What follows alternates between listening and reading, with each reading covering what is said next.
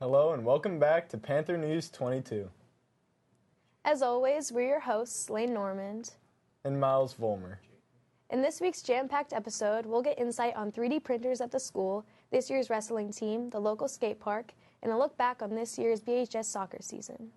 You've all heard of 3D printing. You may have even had the privilege of learning how to use one. It's an exciting example of innovative technology changing our world today, but it can be complicated. So to start off the show, we'll pass it over to Lucas with a look at the new 3D printer technology we have here at BHS. Okay. So, what do you usually use your 3D printers for? And like, how often do you use them? Well, it depends on my class. I use them in my CAD class. I also use it for some things we might need around the building. Mm-hmm. In CAD class, I try to let the kids who finish early have access to 3D printers. So we print things like small cars, small versions of furniture. Mm-hmm. One of the things that's really helpful is I'll give them small tasks, like the tech center needed small little parts made. Mm-hmm. So we had kids design the small little parts, and we had a little competition a couple of years ago to actually produce the part. The robotics team uses it quite a bit now for pieces that they need that they can't buy off the shelf. Mm-hmm. One thing we are doing is I purchased a new 3D printer that uses resin, so it prints significantly faster to a much greater detail, so we have a much wider range of things we could do for that. But right now it's really small miniature versions of things. We do a lot of decorations. We had one class made ornaments that came out beautiful.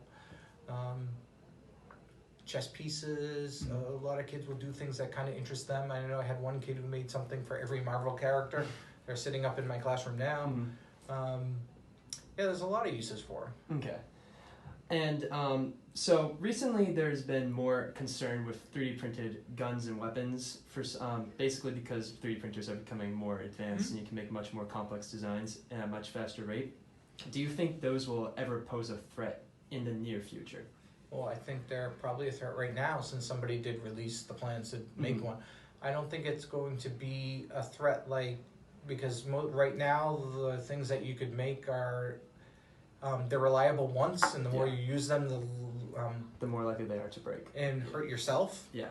The bigger problem I see is once we perfect this, is that you can make something that is more easily hidden. There is at least one metal part that has to be put in, and the projectiles themselves are metal, so they'll pass through and be seen by metal detectors, but we're not that far away from being able to make something that could skirt through a metal detector completely. And this kind of leads on to my next question is, do you think more regulations should be placed on 3D printers? No. Okay. I think regulations should be placed on gun manufacturing, in the example you just did.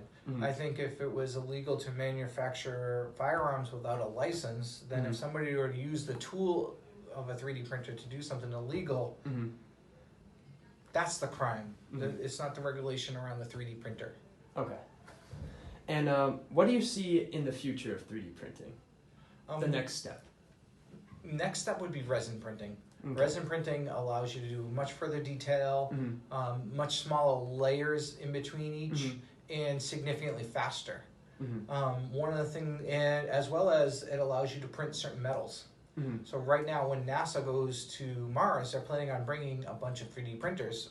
So when they need parts, they don't have to bring them. They could make them, and they make them metal. Then they could reuse the raw material again to make a new part when they were done.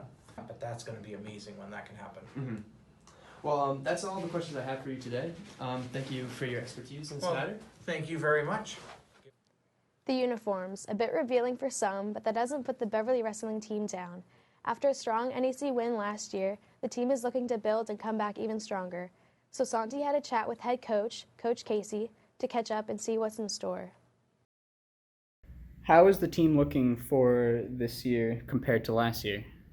So last year we had a successful year. We were 21-6.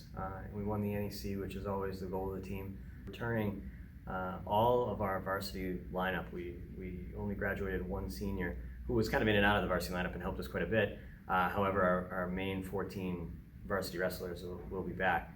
And anytime that is happening, you hope for a strong year. And why is wrestling so important to you? Like, what's your background?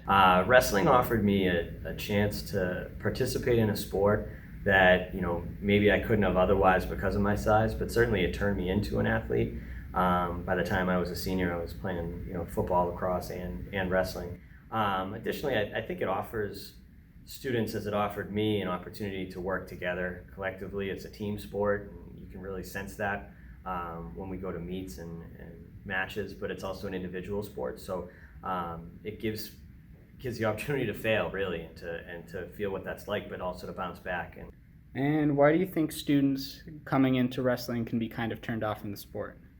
Well, it was always the uniform, really, right, with the singlet, and we've changed that now, where it's we wear more of like a fight shorts and compression shirts. So that's gone. But I think maybe it's just the not knowing what to expect. We have a youth program now in Beverly, but the culture is not such that kids are exposed to wrestling at a very young age yet. We're working on it, but ninth graders coming in having never done it might think like, oh, well, I don't know what I'm doing, so I'm not going to start. But it's really a sport where you don't need a whole lot of background and skill to start, and you can make yourself a very good wrestler by the time you're a junior or senior. We're really excited about the upcoming season, and look forward to it. And anytime we can get more people to come out and watch is awesome. So keep an eye out for the schedule. In addition to this, Santi also caught up with last year's captains Alexi Echevarria and Jack Rivers for some more questions. What are some new things you're going to try for this coming up season? This year, there's a couple ideas just bouncing around from all the captains, well, both of the captains and the coaches, about some incentives and stuff like that, like shirts and small little things. So it's a couple new things just to get people more involved into working hard and doing all the right things to be able to be successful. How easy is it for someone new to come and join the team? I believe it's really easy. All you gotta do is just come to the weight room at 250, do a small lift, warm up, wrestle. Being a part of varsity is a little bit harder, but the team in general, it's very easy. How easy is it for someone new to join the team and learn? Not very easy. It's definitely a hard sport, but if you want to show dedication, then it's something that you can really excel at. All right. Why do you think some students can be turned away from the sport?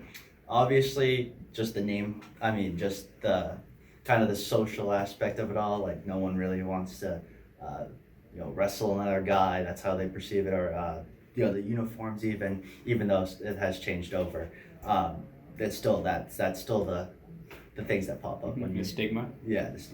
Well, the moment someone says wrestling, that's what people think of, and I think it's our job as wrestlers to change that. Wrestling starts December 2nd this year, and they'd love to have you come down.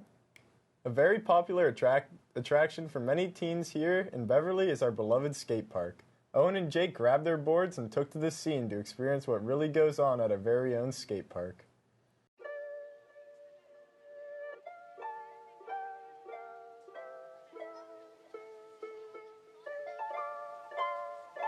The Beverly Skate Park, though seemingly simple, has a genuine and supportive community with non-existent judgmental values.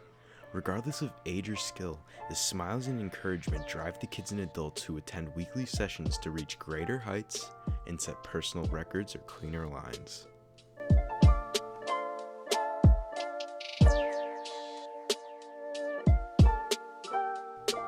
Just as any other sport, practice comes hand in hand with one's ability. Though some may have overwhelming talent to progress faster than others, putting in the time and effort to practice whenever possible, as well as engaging yourself with the community as much as possible, is a surefire way to not only make new friends, but improve your own skills.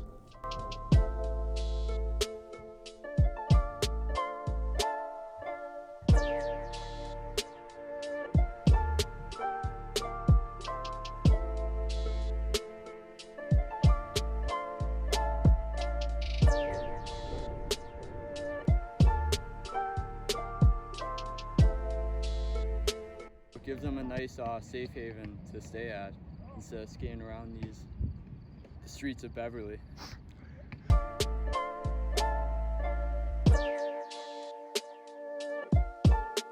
feel like it's something that everyone should be a part of. It's a very kind community, despite what some people may have false presumptions of. It's actually, it's a good time.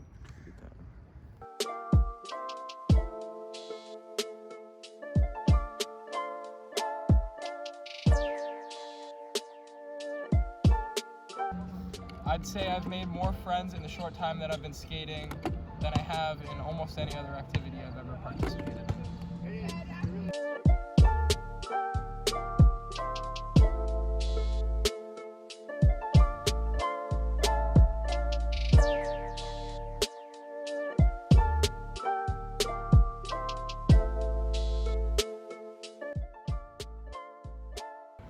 Well, in general, I think skating is a great way to lose track of time and just kind of forget about all your issues for a little bit. Other than that, it's a great stress reliever, and the skate parks, especially, are a great place to come because it's very everything's designed so it's safe. There's no cars coming there would be in the streets, and yeah, there's a lot of fun features. And our last segment today is an interview with soccer captain Joel. After an incredible season in which the team won NEC North and made it to the quarterfinals for the district, Tyler wanted to get a recap of the successful season. So first of all, it was a great season. I learned a lot, especially with the new coach, and at the end of the day, the whole thing was just having fun and making friends with everyone on the team. What do you think you did best this season, or what did you do that helped your team out the most? So first of all, I got captain this year, so I had to lead the team, set an example for everyone else. And what I did best, I feel like I did a pretty good job being a captain. I did my part. I performed my best every game to help the team get as far as they are, or as far as they got. And that leads me into my next question. Why do you guys think you were so much more successful this season than last season? So this season we had a completely new structure. We had a different playing style. We went in thinking we could do pretty good. Compared to last year, we didn't have that expectation of doing good, and we didn't. But this year we had a new mentality, a new structure, and we just executed. So. What did you personally do before the season to better yourself for this past season? So the coach gave everyone preseason workouts, so we could all be prepared by the time tryouts rolled around. But for me, I just stayed playing during the off season. Every day I get touches on the ball. Fitness-wise, I would just run 3 times a week and hit the gym sometimes. And will you be playing soccer at a higher level in college, and if so, what college? So right now, I'm still trying to make that decision, but hopefully I play. And I'm looking at colleges that also have engineering because that's what I'm interested in.